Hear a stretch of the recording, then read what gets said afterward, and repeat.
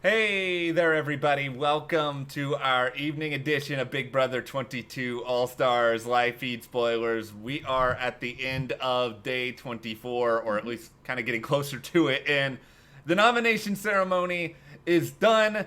The damage control in part begins.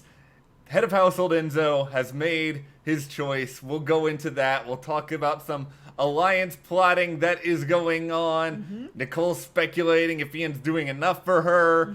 Tell you who the have-nots are in case anybody cares. But before we go any further, if you guys do enjoy this video, give us a like, subscribe, hit that notification bell, and yeah, support us further. Check those links to the store and our Patreon down in the description. All right, so who did Enzo put on the block? So Kaser, of course, is on the block. That I think doesn't surprise anybody. Yeah. And then there was a lot of pressure from the house to try to put up David, but Enzo didn't want to do that because he was worried that then David might go home because so many people are pissed off at him over Kaser. So instead, it's Kaser and it's Kevin. And he's got Kevin up as a pawn. I'm gonna do, or at least try to do, my impression of Enzo trying to do immediate damage control on this nomination. Okay, well, you better say the word yo. Yeah. All right. Yo, trust me, yo. I would not put you up, yo, if I didn't think, yo, that you were gonna be okay. Trust me. If I win HOH again, you're not going on the block. Just trust me. That is the gist of it. It's like that, but also with some swearing, but we're not going to do that Yeah. here at the channel. Enzo as HOH can be summarized in a number of different things. Number one, yo. Number two, now, trust me. Yep. Number three, F-bombs. Lots of cursing. I will admit, I'm not necessarily, like, I don't love when Alliance controlling everything, but I think Enzo as HOH has been moderately good feeds so far. He's a big personality. He really holds court in a lot of rooms that he's in. I like that people would kind of go in and out with conversations, and then he would like turn to the camera and be like, on to the next one, let's bring them in. Yeah, he's a really big personality, so that much I'm going to be really looking forward to seeing this week. And so far on the feeds, he has been interesting to watch. I don't know if he's going to be able to win Kevin back after putting him on the block, but it seems like one of the big things he's kind of steering Kevin into here, and this is also probably why he didn't end up nominating David, who people were pushing him for, was because I think he really wants Kaser out, and like he said to Kevin, I gotta put you up because nobody is gonna want to get rid of you. They like you. And sort of the implication there was, I think he was worried that if he put David on the block, David might go over Kaser. Yeah, that really was the deal here, is that and Kevin was acting like he was really shocked that he was on the block, which I don't know if he was just doing that to make Enzo feel kind of bad or weird, that he should have really sat down and talked with him or not.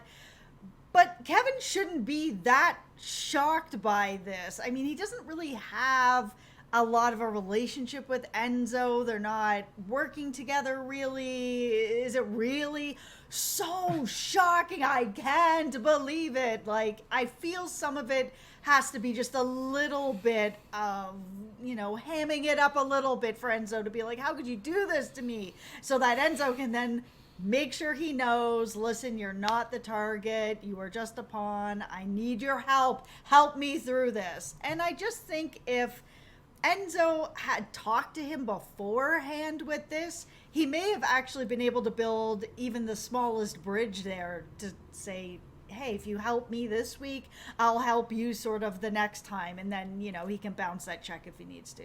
Wait, you're telling me that Kevin may be milking a situation to try to get more dramatic effect and or sympathy out of it? Crazy theory, right? I am really shocked now, as in not shocked at all. And, I did say earlier that I thought Enzo could just be controlled outright by other people, most notably Cody. I'll give Enzo a little bit of credit here because it seems like the Kevin thing was more of what he wanted to do, because I feel like a lot of the other people around Enzo, they weren't necessarily saying nominate David or else, but I feel like they were trying to like steer him in a particular direction here. Absolutely, and David is not really on his radar as much as everybody else is.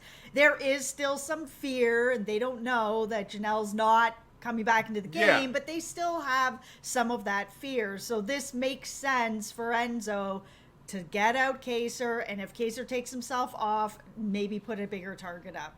Yeah, I think that Ian option is still kind of on the table, and I think for right now, Enzo just wants Ian sort of feeling okay, not being too worried. We know that Ian can do very, very well in vetoes and competition, so I'm sure Enzo would not want to put Ian in a position where he is in there and he has a really big chance to win.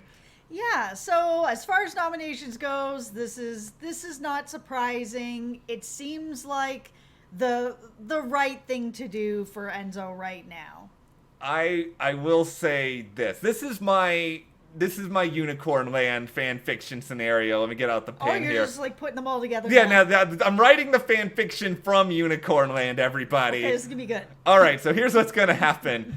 Kaser's gonna win the veto, and then you'll see Ian go up on the block. I don't like this. I know. Well, actually, I'm about to take it away from you. Okay, really though, I want none of these people on the block. Like well, Kevin can go at this point. I will sacrifice my winner pick, and Kevin can go. What I'm trying to figure out, actually, okay, bear with me, everybody. I've got a better idea now. Okay, your pen is back.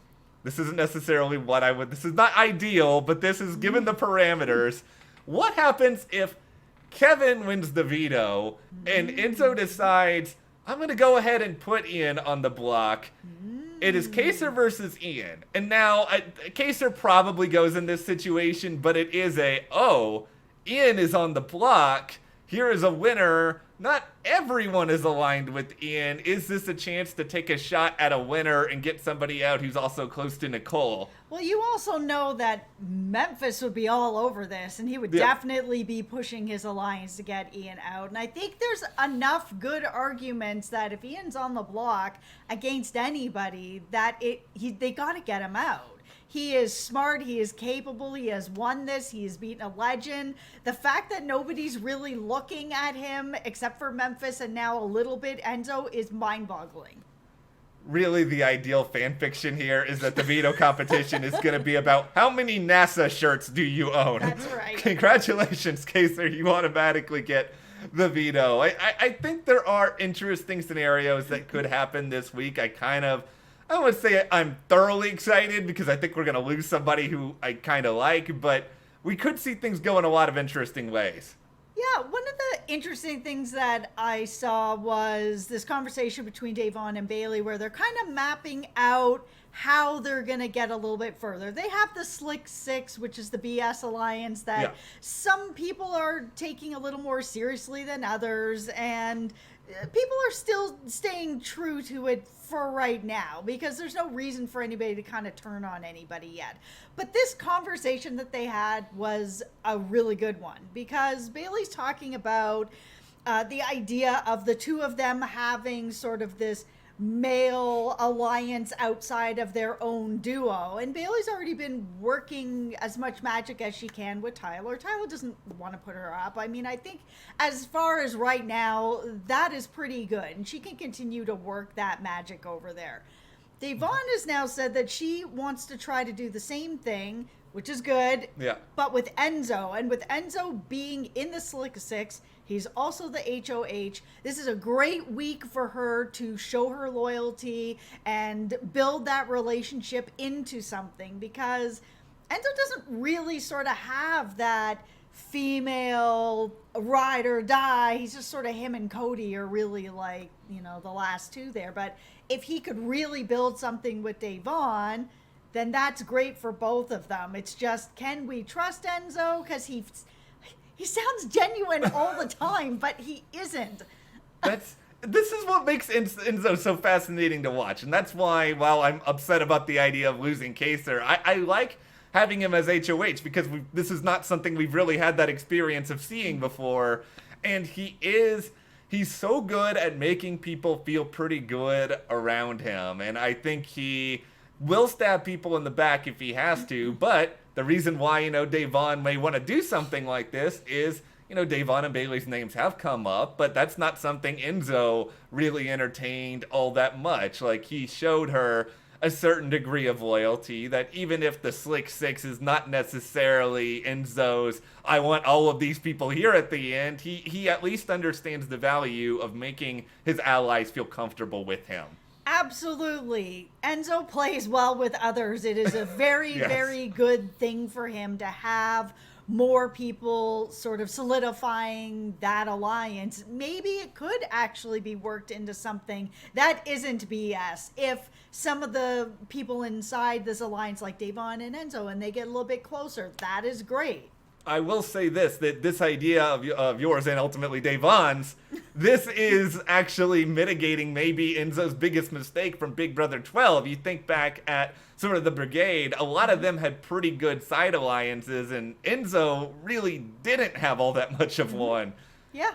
And here, I mean, yeah, he's got the Slick Six, but he is working more of the personal sort of, Cody is his number one guy right now, but if he can also get a number one woman with Davon, that works really well for Davon. That works really well for Bailey, and they're my two that I'm rooting for. So Let's stay on Davon for a minute here, because I love the potential disaster of a conversation that happened, and I'm pretty sure it may be bad for both Davon and Danny, if I'm being honest, where Davon is basically just like outright confronting Danny about the fact that she might be a hinky vote, and Danny is just trying to like pawn it off on other people, like, oh, maybe it's Memphis, maybe it's David. It's just like, Davon clearly knows. Maybe it's David. Why would David do this? And also, Davon, if you think Danny did this, you don't necessarily have to go to her and be sort of like, so, about that vote you might have done, that's just sort of what it felt like she was doing tonally. Yeah, instead,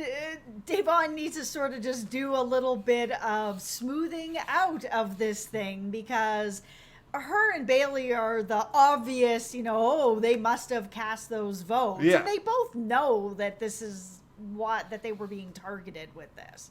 Yeah, they had to have been, they were certainly aware of a lot of different stuff, and I think you just got to store information. Sometimes keeping information back and using it in the future is much better than just spewing it out altogether. I mean, David, for example, spewing out information, we have seen how that worked for him. It's true, and I think Davon just wants to expose that Danny is a liar, she's being a snake in the game, and she is, that it just needs to kind of be out there for everyone to see, because if it really comes out with this, then this is something that can start to unravel Danny's game. And I think she made a really huge error doing it this week. It's a good move to do something like this, but not if you ask somebody else to do it and they say no. Then you go to somebody else and do it. Then it's like, what's happening? Cody knows that something is up because he was asked about it. And now, 2 votes were cast. I wonder how that happened. So Danny made a mistake. She should have just waited until next week and did it with someone else. Let's hand down a brief Nicole and Ian update here, because I love watching Ian. I want to obviously protect Ian at all costs, him and his puppet Isaac, now that I've actually know the puppet's name properly. It's just there. And he's like talking to the camera with the puppet. But anyway, Nicole, she started to get on this idea that maybe Ian is not doing enough work for her, and that she feels like she's sticking her neck out a lot for him. And it's like, is Nicole not aware of the fact that really, contrary to what I initially thought as well, she really didn't have anything to do with Christmas saving Ian? Yeah, like, Nicole is not really doing much to help Ian right now, and Ian's not really doing much to help Nicole right now, because neither of them, until this week, well, and of course what Memphis was doing, but he was taken off the board really quick. Both of them are pretty well under the radar right now. Nobody had been really talking about either of them. Nicole complaining that Ian is not taking care of her when Ian is possibly a backdoor this week is laughable. This is just such a weird dynamic, and I wish someone would sort of wake up Ian to the concept of, I know it seems very much like Ian is super, super loyal to Nicole at this Yep. point. Nicole is like marginally loyal to Ian, and I think Ian will be cut, and then Ian would be sad, and I do not want to see Ian sad. He's already having a hard day in the house again. He needs the backyard. Hopefully that's going to come his way soon. Yeah, I mean, it's also just a weird time for Nicole to be worried about anything. I mean, I know she's not really working with Enzo, but so many people Yeah. are that Nicole is not a target. She doesn't need to be paranoid right now. No. And bringing up all this paranoia is just going to put a target on you. Okay, we'll close with have-nots. Tyler, Danny, Davon, those are your have-nots. Need we say any? I'm done with have-not. I wish they would just get rid of them. I do not like them. I have been out on them ever since Jackson and the nonsense last year. Yeah, I don't see the purpose of them No. anymore. I'm kind of done with them as well. The only value I've gotten in them this year is production screwing up the have-not room at the start of the season. The only thing I like about it, but it hasn't really come to fruition this year, is the idea of putting people that may not be in an alliance together in a room together. Because sometimes conversations can happen with other sides of the house or people you wouldn't normally talk to if you're sleeping in the same room together. But that's just not really happening as much this year. We'll wrap this video up now, but we'll be back, of course, with more discussion soon. And what do you guys think about these nominations? Let us know in the comments. And if you do like this video, give us a like, subscribe, support us further. Check those links to the store, our Patreon, our live chat is happening over there on Sunday, and we'll see you here next time.